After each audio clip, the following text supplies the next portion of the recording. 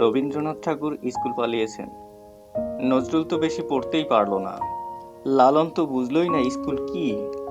অথচ দেখেন আজ মানুষ তাদেরকে নিয়ে গবেষণা করে পিএইচডি ডিগ্রি অর্জন করছে।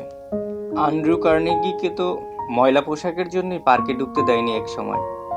তার ঠিক 30 বছর পর সেই পার্কটি তিনি কিনে নেন এবং সেখানে সাইনবোর্ড লাগিয়ে দিয়েছিলেন সবার জন্য উন্মুক্ত। স্টিভ জবের নাম অনেকেই জানেন। শুধুমাত্র একদিন ডাল ভাত খাবারের আশায় 7 মাইল দূর পায়ে হেঁটে গির্জায় যেতেন। ভারতের সংবিধান প্রণেতা বাবা আম্বেদকর, তিনি নিম্নবর্ণের হিন্দু ছিলেন। এই কারণে তাকে স্কুলের বারান্দায় বসে বসে ক্লাস করতে হতো। কোনো গাড়িই তাকে নিতেন না। মাইলের পর মাইল পায়ে হেঁটে পরীক্ষা দিয়েছেন। বাংলাদেশ ব্যাংকের একজন গভর্নর বাজার থেকে চাঁদা তুলে পড়ালেখা করেছেন। জীবনে সবার ঋণ শোধ করতে পারলেও ওই চাঁদার টাকা শোধ করতে কোনো দিন সাহস পাননি তিনি।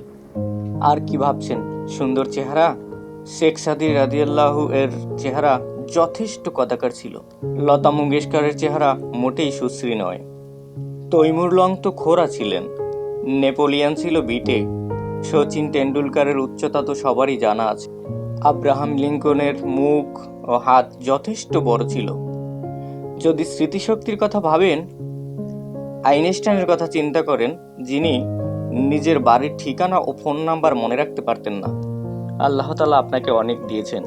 যদি ইচ্ছা শক্তি ঠিক থাকে তাহলে জীবনে প্রতিষ্ঠিত হওয়ার পথে আপনার কোনো বাধা থাকার কথা না। চেষ্টা করুন, আল্লাহর উপর ভরসা রাখুন, সফলতা আসবেই ইনশাআল্লাহ।